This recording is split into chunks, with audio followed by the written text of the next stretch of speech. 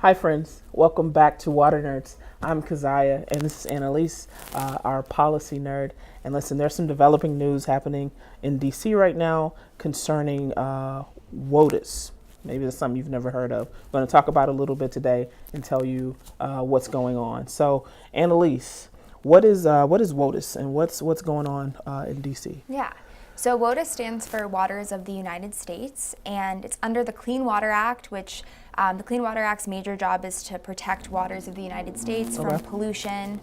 So basically, the definition of waters of the United States has been up for debate for several years. In 2006, there was a Supreme Court case where Justice Scalia kind of said, all right, the interpretation of waters of the United States is going to be big bodies of water that you can see, so like streams, rivers, and oceans. But of course, as scientists know now, there's so much more than just surface water. Yeah, definitely. So then Justice Kennedy was kind of like, well, what about water where there's a significant nexus? So groundwater, tributaries, wetlands, streams, anything else that might feed into a larger body of water. Right.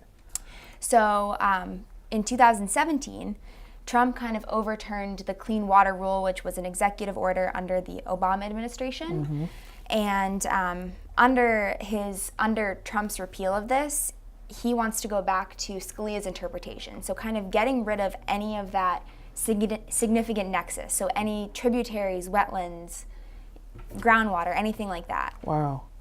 So what's the federal action that's happening today in DC? Is to get rid of all of that? Yeah, it's pretty much to develop a new definition of waters of the United States. So this is actually a really, really big deal because it's been up for debate for so long. And courts don't really know which interpretation to use. So this will kind of give them something to make decisions based off of.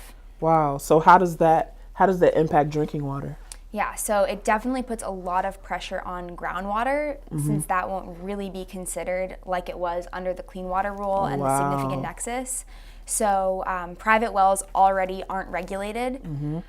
So this kind of puts even more pressure on consumers to make sure that they're drinking clean water, essentially. Wow. So it puts more on the citizens. Yeah, especially private wells since their water isn't being filtered through a municipal water system.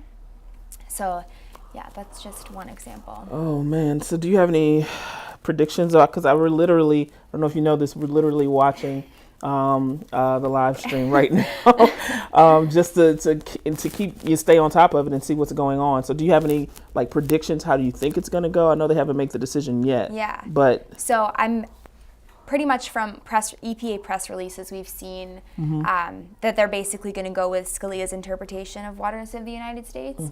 And also I'm predicting a lot from the American Farm Bureau. So they already have huge exemptions under the Clean Water Act. They're not considered a point source, which means that they don't have to apply for permits for pollution. Right. So they lobby really, really hard to get those exemptions. And I'm sure that happened with this. Wow.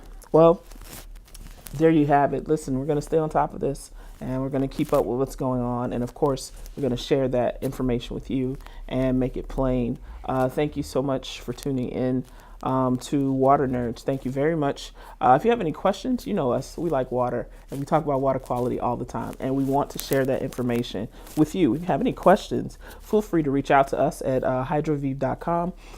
You can click on the live chat feature or you can email us at hello@hydroviv.com. And both times you're going to talk to a live person willing and able to answer any questions you have about water quality. Thank you so much for tuning in to Water Nerds. See you next time.